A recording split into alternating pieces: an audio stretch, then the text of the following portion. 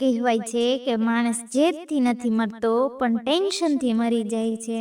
ચાલો હું એક નાની એવી વાત કહું છું તો જરૂરથી સાંભળજો। એક વખત એક રાજા પોતાના રાજ્યની મુલાકાતે નીકળ્યો। હાથી પર સવારી હતી। હાથી તાકાતના નશામાં મસ્ત ચાલતો હતો। અચાનક તેની સૂંઢ એક ફકીરના ટકોરાને લાગી અને ટકોરો પડી ગયો। ફકીરને બહુ ગુસ્સો આવ્યો। તે બોલ્યો, રૂક, હું તને બતાવો, અને હાથીની પૂંછડી પકડી દીધી। હાથીએ પૂરી તાકાત લગાવી પણ એક ઇંચ પણ આગળ ન ખસી શક્યો। રાજા આશ્ચર્યમાં પડી ગયો કે તેણે ફકીરને રાજ દરબારમાં રાખી દીધો અને કહ્યું, તારે માત્ર સવારમાં 4 વાગે ઉઠીને દીવો અને આરતી કરવી। ફકીર માની ગયો। થોડા દિવસ પછી બીજા રાજ્યનો રાજા આવ્યો। ગર્વમાં આપણા રાજાએ કહી દીધું કે અમારો ફકીર એટલો તાકાતવાન છે કે હાથીને રોકી નાખે।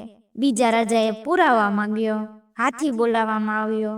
ફરીથી ફકીરને હાથીની પૂંછડી પકડી, પરંતુ આ વખતે હાથી ફકીરને ઘસડાતો લઈ ગયો।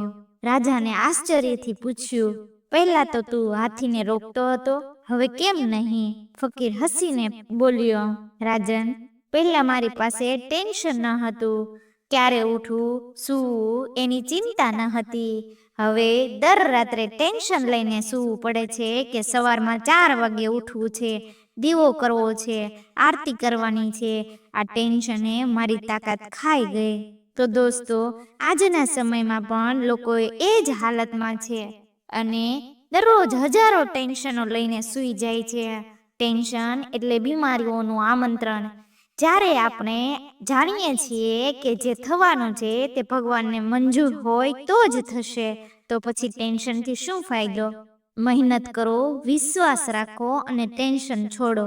ટેન્શન માણસને નહીં, માણસ ટેન્શનને જીતે તો જ સાચી તાકાત મળે।